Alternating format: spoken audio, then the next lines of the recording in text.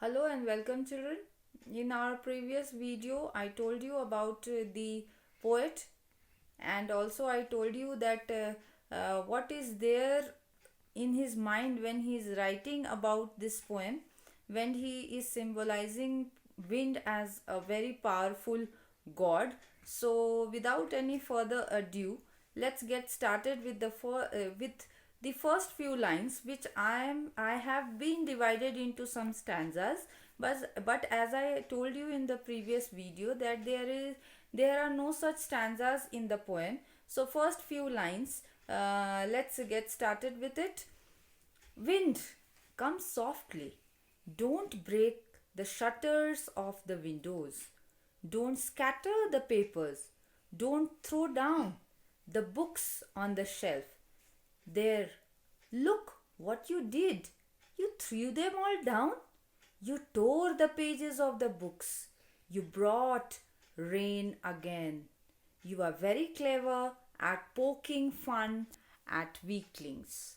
So, this is the first stanza which I recited for you. Now we'll come to the firstly the word and meanings, I think, that which can be a problem for you. First is that poking fun. What does it mean?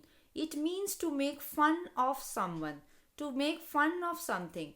So poking fun means making fun of something. Second word which might be difficult for you to come across is weakling. Weakling means a person who is weak. He or she is called weakling. So here are the two difficult words. Now we'll go to the meaning, which I think that it is required for you. The explanation is needed. The poet is talking about the wind, of course, and he symbolizes it, and he asks, okay, he is actually he is praying to wind that you please come softly.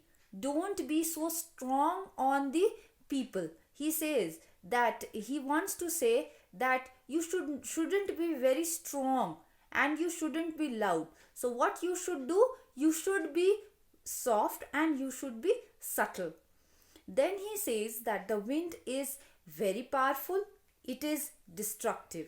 It breaks the shutters of windows and scatter the papers. When the wind is very powerful, all the books which are kept on the shelf fall down. So here the poet is describing the mighty wind, the power of the wind.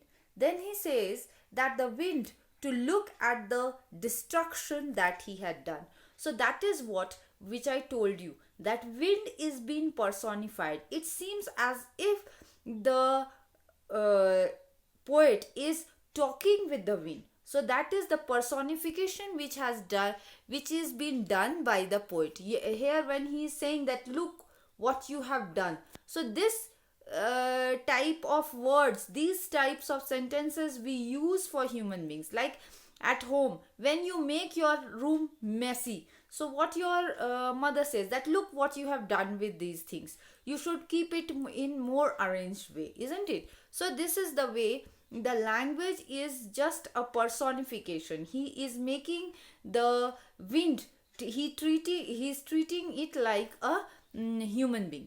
Whenever there is a strong wind, all the things that are weak, like small plants and tiny children, etc., they all get scattered and they can even fall and get hurt. So that has been described, that the pages of the room are being scattered. We can say that in the initial part of the poem, the poet is referring to the wind as a young child. He is saying that it should come softly, just like a small child. And in later part, we come to know that the wind is just destructive, just like a youth, and just like a young boy or a young girl who is full of energy, violence, and destruction. So here we find that the complete personification of the wind is being done by Subramaniam Bharati. Now we'll come to the second stanza, the second portion. It is frail, crumbling houses, crumbling doors, crumbling rafters, crumbling wood, crumbling bodies, crumbling lives, crumbling hearts. So these are the problems which are being occurred due to the wind, which has been discussed in this portion. Here children, the difficult words which might you will find difficulty is the crumbling. Crumbling means falling or to cause something to break. And rafter, rafter means sloping beam which support the roof of the building. So these are the two words which you might find big difficult. So here I will explain these lines, that crumbling is repeated so many times to lay stress that everything crumbles in the face of a strong wind. That when there is a strong wind, everything crumbled. So the wind writer is saying that when wind is very powerful, it is very strong. It leads to the breakage of everything. Houses which are weak fall, doors which are weak fall. The beam on which the roof of the building are supported, they also fall. All the wooden structures fall. All bodies of the people fall. Animals, lives, heart. So he's saying that animals, that everything is weak, reacts by falling down and breaking in the face of adversity. When there is a problem, the weak things, they get the most damage done. So the poet is saying that whenever a weak person faces any adversity or challenge in life, he breaks down and falls. So my dear children, what is the suggestion, what is the advice by the poet is that we should be strong in our life. If you are strong in your life, you will be successful. But if you are not strong in life, so you'll have your crumbling lives and crumbling hearts. So my dear children, be strong and be a good planner in your life. Thank you children.